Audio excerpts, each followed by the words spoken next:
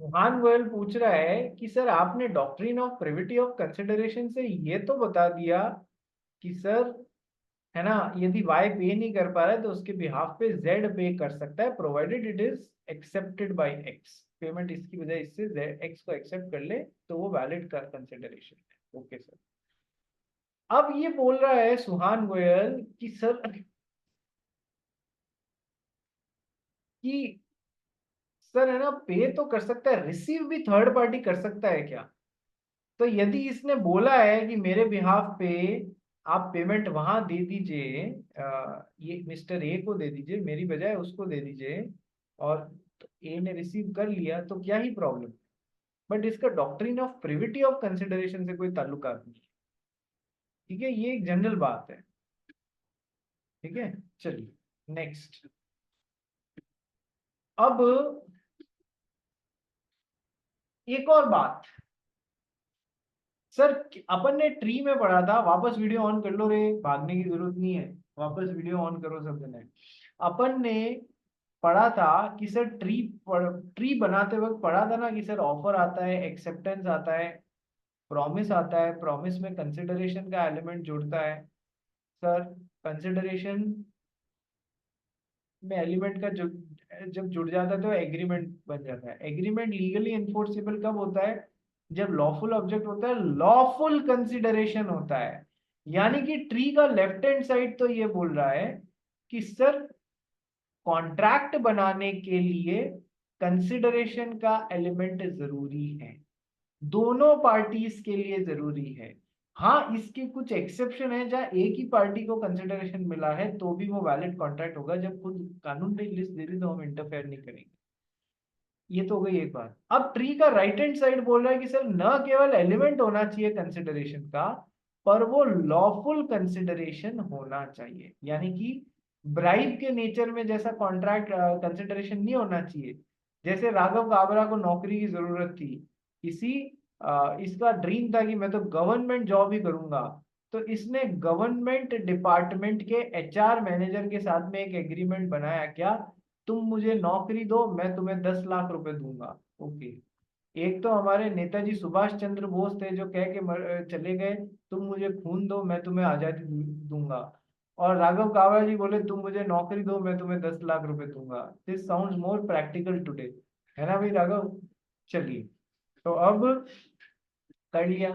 तो सर, ये 10 लाख रुपए जो है ये किस नेचर में है? सर, ब्राइब के नेचर में है। तो क्या ये लॉफुल कंसिडरेशन हुआ? नहीं सर, लॉफुल कंसिडरेशन नहीं हुआ। तो हम ट्री मतलब दोनों साइड में कंसिडरेशन का एलिमेंट तो बहुत जरूरी है, उसके बिना तो एग्रीमेंट बन ही नहीं सकता। और सर, वो कंसिडरेशन कैसा होना चाहिए रे? सर, वो लॉफुल कंसिडरेशन होना चाहिए। ठीक है जी, okay. Next and very important thing as far as the chapter of consideration is concerned, कि सर, अभी ट्री में अपन ने पढ़ा ना कि सर, कंसिडरेशन के ऑफर प्लस एक्सेप्टेंस में एक प्रॉमिस, प्रॉमिस प्लस कंसिडरेशन। क्या कंसिडरेशन के एलिमेंट के बिना अपन एग्रीमेंट पे पहुंच सकते हैं? नहीं सर, एग्रीमेंट बन ही नहीं सकता कंसिडरेशन के एलिमेंट के बिना। तो क्या फिर कॉन्ट्रैक्ट बन पाएगा? अरे सर, जब एग्रीमेंट ही नहीं बन पाएगा तो क्या कॉन्ट्रैक्ट बन पाएगा? नहीं सर, तब तो कॉन्ट्रैक्ट भी नहीं बन पाएगा। तो सर, अब एक नई बात समझो, कंसिडरेशन का एलिमेंट जरूरी है कॉन्ट्रैक्ट बनाने के लिए। कंसिडरेशन का होना, कंसिडरेशन का एलिमेंट होना बहुत जरूरी है कॉन्ट्रैक्ट बनाने के लिए, उसके बिना कॉन्ट्रैक्ट बनेगा नहीं। लेकिन सर, कंसिडरेशन का क्वांटम कितना हो, ये इतना इंपॉर्टेंट नहीं है कॉन्ट्रैक्ट बनाने के लिए। समझ मेरी बात को, मैं एग्जांपल से समझाता हूं मैं आपको क्या बोलना चाह रहा हूं। सर, राघव काबरा जो है, नहीं, आज एंसल फर्नांडिस कहाँ चला गया? Fernandes, where are you? ठीक है, एंस यार sir, here itself. Ansel Fernandes जो है, उसके पास में एक रोलेक्स वॉच थी। ओके, रोलेक्स वॉच मान लो नॉर्मली 10 लाख रुपए वाली थी इसके पास। तो घर में कोई एक इमरजेंसी हुई जहां पर किसी को हॉस्पिटल में इमिडिएटली भर्ती कराना था, तो इसने 10 लाख रुपए वाली, इसके पास में पैसे नहीं थे और पापा भी बाहर गए हुए थे, तो इसने, मान लो हमारे सुहान गोयल को पकड़ा, बोला ये 10 लाख वाली रोलेक्स वॉच मैं तेरे को मात्र 50,000 रुपए में बेच दूंगा यदि तू 12 बजे से पहले 50,000 रुपए कैश दे सकता है। तो मैं बोला ओके एक्सेप्टेड, 12 बजे कैश लाऊंगा और तब रोलेक्स वॉच 50,000 रुपए में ले लूंगा। तो सर एक्चुअल कीमत देखते हुए बहुत सस्ते में निकाल दी। क्वांटम जो है ना कंसिडरेशन का किसी भी पार्टी के लिए बहुत सस्ता हो गया, लेकिन क्या इससे कॉन्ट्रैक्ट खराब हो जाएगा? नहीं सर, कॉन्ट्रैक्ट के लिए तो हमको कंसिडरेशन का एलिमेंट दोनों पार्टीज के लिए चाहिए। एक को 50,000 रुपए मिल गया, एक को 10 लाख वाली रोलेक्स वॉच मिल गई। सर पैसा तो कम मिल रहा है, लेकिन क्या कंसिडरेशन का क्वांटम कम होने से क्या कॉन्ट्रैक्ट की वैलिडिटी पे फर्क पड़ेगा? नहीं सर, कोई फर्क नहीं पड़ेगा। कंसिडरेशन का एलिमेंट होना जरूरी है, क्वांटम कितना है ये कॉन्ट्रैक्ट बनाने के लिए इस पे कोई फर्क नहीं पड़ेगा। क्वांटम हो, एलिमेंट होना चाहिए, जरूरी बात ये है। बात समझ में आई? एक और एग्जांपल से समझाता हूं आपको, अभी समझ में आएगा। आपके कुछ कॉलेजेस ऐसे हैं, मैं आपको बताता हूं, जैसे आपने सुना है 5 ईयर लॉ कोर्स कराने वाली लॉ यूनिवर्सिटीज होती हैं? 5 ईयर लॉ कोर्स कराने वाली लॉ यूनिवर्सिटीज होती हैं, यस सर।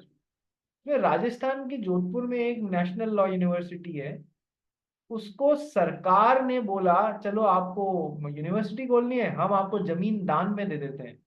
राजस्थान गवर्नमेंट ने बोला हम आपको जमीन दान में दे देते हैं, कितनी, 55 एकड़ ऑफ लैंड, बहुत बड़ा पीस होता है भैया, हम आपको दान कर देते हैं, आप फिर अपना खोलना। पर देखो यहाँ सब लॉ पढ़े लिखे लोग ये कहे हम अपनी इज्जत क्यों कम करें दान लेके, इन्होंने कहा नहीं हम आपसे खरीदेंगे। सरकार बोले अरे आपके पास 55 एकड़ जितनी जमीन का पैसा है क्या? ये बोले देखो कॉन्ट्रैक्ट क्या बनाएंगे हम, आप हमें 55 एकड़ जमीन देना, हम आपको बदले में 1 रुपया देंगे, हम आपको 55 एकड़ जमीन के बदले में 1 रुपया देंगे। तो इस तरीके से हम दान में ली हुई जमीन से नहीं, हम खरीदी हुई जमीन पे अपना कैंपस बनाना स्टार्ट करेंगे।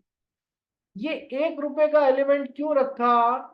क्योंकि दोनों पार्टी से अपोजिट पार्टी को कुछ ना कुछ कंसिडरेशन जाना चाहिए, ये 1 रुपये तो कॉन्ट्रैक्ट बन जाएगा। ये समझ में आया तुम लोगों को कि 1 रुपए का भी इसलिए रखा क्योंकि दोनों पार्टी से अपोजिट पार्टी को कुछ ना कुछ कंसिडरेशन जाना चाहिए। इंडियन कॉन्ट्रैक्ट एक्ट ये बात बोलता है, तो उस बात को पूरा करने के लिए इन्होंने 1 रुपए का कंसिडरेशन रख लिया, तो उससे दान की बजाय खरीद लिया कॉन्ट्रैक्ट बना के। कितने में? कि सर 1 रुपए में। ओके, क्वांटम 1 रुपए, क्वांटम से कोई मतलब नहीं है, एलिमेंट होना जरूरी है कंसिडरेशन का। ये लाइन का मतलब समझ में आया तुमको? ये लाइन का मतलब समझ में आया? एंसल फर्नांडीज नहीं आया क्या रे? नहीं आया? आया आया सर। अच्छा, अच्छा, क्वांटम कम है या ज्यादा, कंसिडरेशन का क्वांटम कम है या ज्यादा, ये कहाँ डिसाइड करने में हेल्प करेगा कि सर कंसिडरेशन का एलिमेंट जरूरी है कॉन्ट्रैक्ट बनाने के लिए, लेकिन क्वांटम कुछ भी हो हमें उससे मतलब नहीं, बस होना चाहिए कुछ ना कुछ, भले ही 1 रुपए ही क्यों नहीं हो। Okay sir. सर अब देखो, लेकिन क्वांटम कंसिडरेशन का कम है, ये कॉन्ट्रैक्ट बनाने में इफेक्ट नहीं करेगा, लेकिन क्या पार्टीज की कंसेंट फ्रीली आई है या नहीं, यदि कोर्ट में किसी दिन ये प्रश्न हो गया तो कंसिडरेशन का क्वांटम पूरा है या नहीं, ये फिर उस जगह वहां समझने में हेल्प लगाएगा। कैसे? एंसल फर्नांडीज ने अपने राघव काबरा की कनपटी पे बंदूक रख के बोला तेरी ये जो जमीन है, क्या ये मुझे 1 लाख रुपए में बेचता है? जमीन की कीमत 10 करोड़ रुपए थी। एंसल फर्नांडीज, राघव काबरा बोला कि यार जिंदा रहूंगा तो और ऐसे 4-5 बना लूंगा, अभी तो हाँ बोलना ही पड़ेगा। तो सर इसने एक्सेप्टेंस दे दी दोनों पार्टीज को, एक को जमीन मिल गई, एक को 1 लाख रुपए मिल गए, ऑफर, एक्सेप्टेंस, प्रॉमिस, कंसिडरेशन सब कुछ था। लेकिन सर कंसेंट फ्रीली आ रही थी क्या? नहीं सर, कंसेंट जबरदस्ती आ रही थी। अब कोर्ट में ये कैंसिल कराने को पहुंचेगा तो इस बात पे जरूर पॉन्डर अपॉन किया जाएगा, ये क्वांटम कम देख के शक होने लगेगा ना कि फ्री कंसेंट सही में जबरदस्ती ली गई कंसेंट है, फ्री कंसेंट नहीं, तो उधर जब फ्री कंसेंट है या नहीं है ये देखने को कंसिडरेशन का क्वांटम भी वन ऑफ दी मैटर्स होते हैं जिन पे कोर्ट पॉन्डर करता है। लेकिन कॉन्ट्रैक्ट बनेगा या नहीं इसके लिए कंसिडरेशन जो भी है उसका एलिमेंट होना जरूरी है, क्वांटम इमटेरियल होता है, बोलते हैं कितना भी हो यदि है तो बन जाएगा। फ्री कंसेंट के कारण कैंसिल करना है वहां पर कंसिडरेशन का क्वांटम जरूर देखा जाता है कोर्ट्स के द्वारा। क्या ये बात समझ में आई जो अभी तक मैंने आपको कंसिडरेशन के बारे में बातें समझाई? Yes sir. लास्ट बात आज की कंसिडरेशन के बारे में समझाता हूँ, फिर आज की क्लास अपन वाइंड अप करते हैं। क्या सर एक्स ने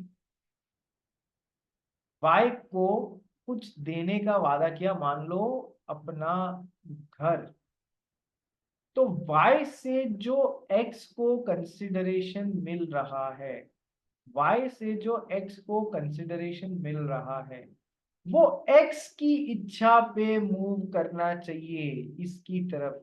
यदि किसी और की इच्छा अनुसार इसकी तरफ मूव हो गया तो वो वैलिड कंसिडरेशन नहीं होगा। इसको अपन लीगल लैंग्वेज में क्या बोलते हैं? Consideration must move, consideration must move at the desire of the promisor. Consideration must move at the desire of the promisor, तो ही वो वैलिड कंसिडरेशन होगा, अदरवाइज कॉन्ट्रैक्ट नहीं बन पाएगा। कि सर एक्स ने एच को प्रॉमिस किया ना घर देने का, तो ये कौन हो गया? प्रॉमिसर। ये कौन हो गया? प्रॉमिसी। तो प्रॉमिसर ने प्रॉमिसी को कुछ करने का वादा किया तो बदले में उसको प्रॉमिसी से कुछ कंसिडरेशन मिलेगा या नहीं मिलेगा? Yes sir. So it must move at his desire, at promisor's desire, otherwise it is of no use. यदि थर्ड पार्टी की डिजायर के कारण इसको कुछ दिया जा रहा है, it is not a valid consideration and no contract will be form. Got the point? Got the point? इसके ऊपर एक केस लॉ आएगा बहुत प्यारा, जिससे समय पॉइंट समझ में आ गया या नहीं आ गया? यस सर, पॉइंट समझ में आ गया। चलो एक बात और, चूंकि इतना आपको समझाया है तो एक लास्ट बात और पूछता हूँ या बताता हूँ आपको। Doctrine of privity of contract तो बोलता है थर्ड पार्टी एनफोर्स नहीं कर सकती कॉन्ट्रैक्ट, यदि एक्स और वाई के बीच में बन रहा है थर्ड पार्टी इसे एनफोर्स नहीं करा सकती। Doctrine of privity of consideration बोलता है थर्ड पार्टी कंसिडरेशन जरूर दे सकती है किसी भी पार्टी के बिहाफ पे अपोजिट पार्टी। यस। तो क्या यदि थर्ड पार्टी ने कंसिडरेशन दे दिया है किसी पार्टी के बिहाफ पे, तो क्या अब वो इस कॉन्ट्रैक्ट को कोर्ट में एनफोर्स करा सकती है? ये तो है तो अभी भी थर्ड पार्टी, इसने किसी पार्टी के बिहाफ पे कंसिडरेशन दे दिया, तो अब ये इस कॉन्ट्रैक्ट को एनफोर्स करा सकती है क्या कोर्ट में? सवाल समझ में आया? सवाल समझ में आया फर्नांडिस? सवाल ही समझ नहीं आया। मैं कह रहा हूं पहली डॉक्ट्रिन में अपन ने पढ़ा था कॉन्ट्रैक्ट यदि एक्स और वाई के बीच में है, तो जेड इसे कोर्ट में एनफोर्स नहीं करा सकता, यही पढ़ा था प्रिविटी ऑफ कॉन्ट्रैक्ट में। दूसरी डॉक्ट्रिन में पढ़ा था कि भले ही कॉन्ट्रैक्ट दो पार्टीज के बीच में है पर थर्ड पार्टी इसके बिहाफ पे अपोजिट पार्टी को कंसिडरेशन जरूर दे सकता है। दे सकता है ना? तो एक बार यदि इसने कंसिडरेशन दे दिया किसी भी पार्टी के बिहाफ पे अपोजिट पार्टी को, तो क्या अब ये इस कॉन्ट्रैक्ट को कोर्ट में एनफोर्स करा सकता है क्योंकि इससे कंसिडरेशन फ्लो हो रहा है? अब क्या ये पहली वाली के अपोजिट जा सकता है यदि इसने कंसिडरेशन पे कर दिया है तो? बोलो। The answer is no, because he is still a third party to the contract. बात समझ में आई? बात समझ में आई? Yes sir. चलिए बाकी का अपन सुया कर्नावट समझ में आ रहा है? जश शाह सुया, ठीक है। आज सुया कर्नावट का ध्यान कहीं और है। चलिए नेक्स्ट श्रेया बियानी, कविश देसाई, देवांश, श्रुति समझ में आ रहा है भाई? ऋचा मांगड़, दक्ष, यस सर। ठीक है। चलिए मिलते हैं कल अपन 8:30 पे।